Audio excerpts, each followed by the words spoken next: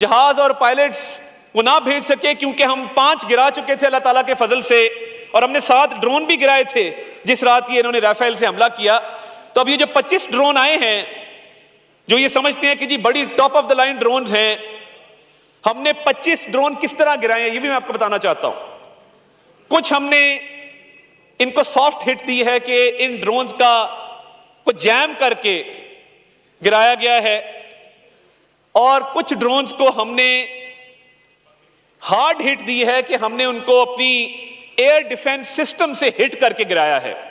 तो ये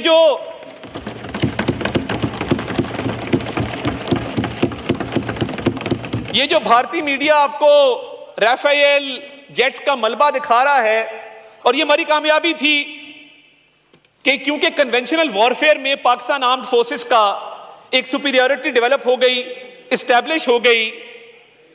Indian media ने मलबा दिखाना शुरू कर दिया। ये छुपाना चाहते थे कि ये मलबा नजर ना आए, मगर मलबा जहाज का कैसे छुप सकता है?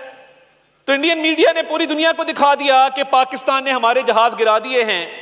अब शर्मिंदगी मिटाने के लिए, खिफत मिटाने के लिए आप 100 बहाने कर लें, मगर ये जो मलबा उठा रहे हो, हमारे यहां हमने जो ड्रोन्स गिराए हैं ये जगह जगह वॉर ट्रॉफीज पड़ी है हमारी, जो हम अपने म्यूजियम्स में रखेंगे और अपनी कौम के बच्चों को बताएंगे कि जब भारत जहाज से हमला ना कर सका और उसके हमले को पसपा किया गया, तो ये उसके पायलट्स ने इनकार किया, तो ये अब ड्रोन्स आए थे जो एक एक करके हम गिरा रहे हैं। और मैं पूरी कौम को कहना चाहता हूं कि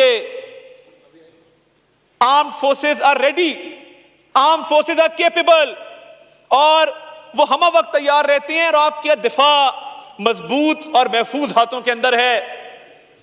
और जिस तरीके से एयर डिफेंस सिस्टम ने इन 25 ड्रोन को काउंटर किया है through soft hit, through hard hit, ये मलबा गिरा हुआ है वॉर ट्रॉफीज के शक्ल में। और ये सिर्फ हमने एयर टू एयर मार या ग्राउंड टू एयर मार करके एक नई मिसाइल नहीं कायम की कि हम कन्वेंशनल वॉरफेयर में हमारी सुपीरियरिटी है। जो लाइन ऑफ कंट्रोल पे इन्होंने लॉसेस उठाए हैं भारत ने, और मैं आपको बताना चाहता हूं कि लाइन ऑफ कंट्रोल पे ना सिर्फ 40 से 50 इनके हमने भारतीय फौजी हलाक किए हैं, बल्कि जो इनके ब्रिगेड हेडक्वार्टर उड़ाया, और आपने वो आग देखी, मैं यूनिट की बात नहीं कर रहा।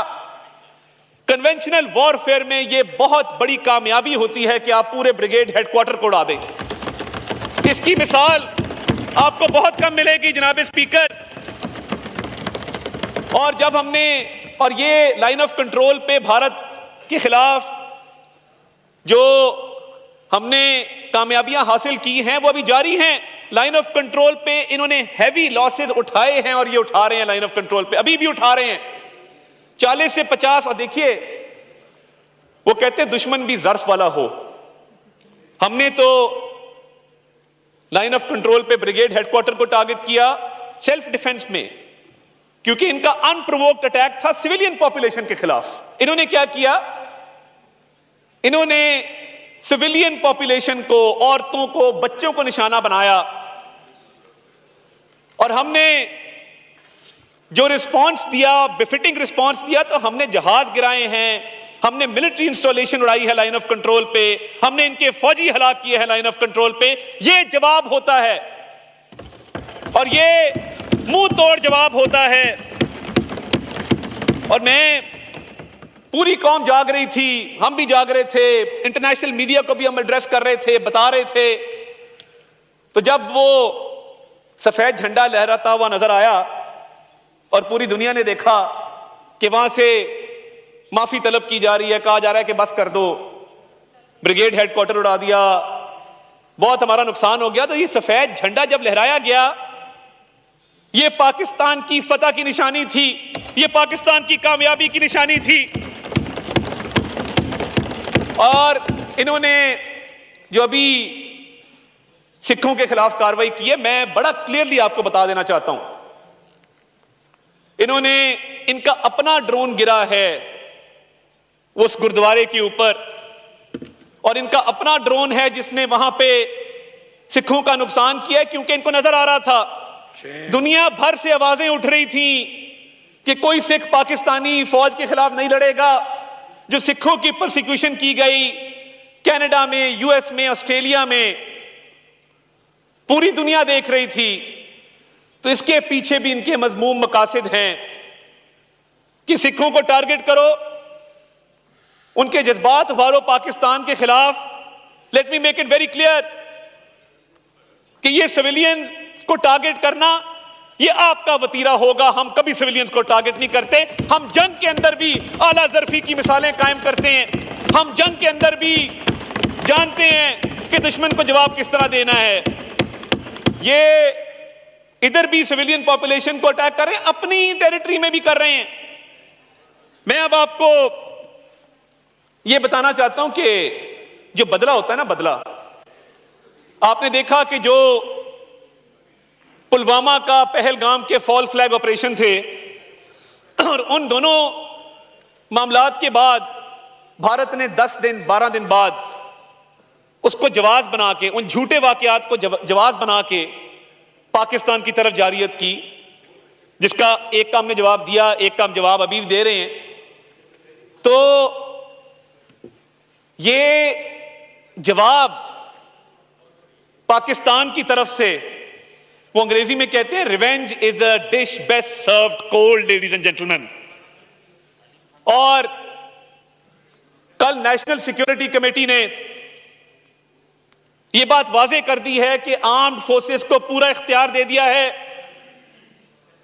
कि at a time place of their choosing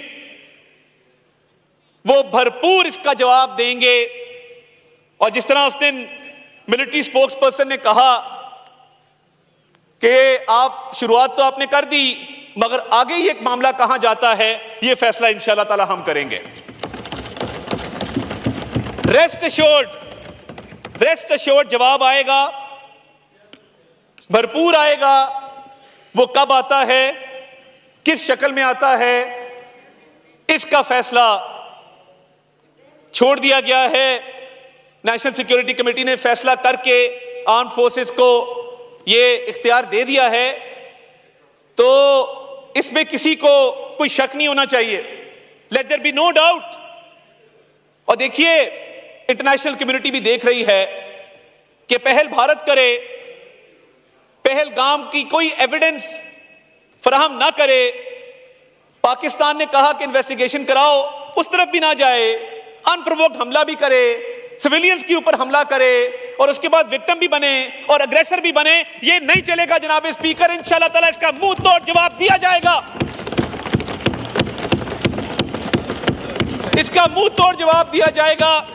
मैं कौम को यह पैगाम देना चाहता हूं कि आपकी सेफ्टी सिक्योरिटी बहुत मजबूत हाथों में है और इसका जब भी रिस्पांस दिया जाएगा, जैसे भी दिया जाएगा, rest assured it will be befitting और भरपूर तरीके से मुंह तोड़ जवाब दिया जाएगा। मगर ये मामलात कभी उजलत में नहीं होते, कभी जल्दबाजी में नहीं होते। ये ऑपरेशनल डिटेल्स, स्ट्रेटेजिक डिटेल्स ये तय होती हैं और उसके बाद जवाब दिया जाता है। तो ये हमारा बुज़दिल दुश्मन जो अब अनमैन्ड ड्रोन्स भेज रहा है अपनी शर्मिंदगी मिटाने के लिए, खिफ़त मिटाने के लिए, वो किसी भूल में ना रहे। पाकिस्तान ने अल्हम्दुलिल्लाह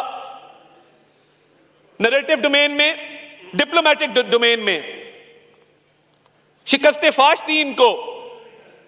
और ये जो पहलगाम के बाद इनकी कोशिश थी कि ये मजलूम बने, हमने इनको वो मौका डिनाई किया क्योंकि हम हक सच पे थे, हम सच्चाई से बात कर रहे थे, हम पूरी दुनिया को बता रहे थे कि ये पहलगाम से पाकिस्तान को जोड़ने की नाकाम कोशिश कर रहे हैं और इनके पास तो सबूत कोई नहीं था और इन्वेस्टिगेशन भी कराने से ये भाग रहे थे।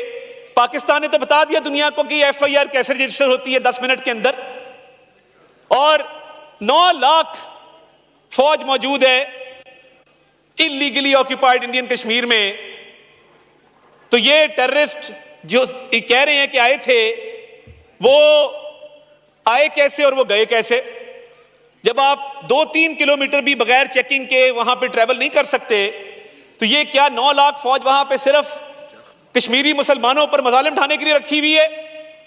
अपने सिक्योरिटी, अपने इंटेलिजेंस फेलियर को पाकिस्तान पे डालना बगैर सबूत के। पूरी दुनिया ने कहा कि इंडिया के पास एविडेंस नहीं है।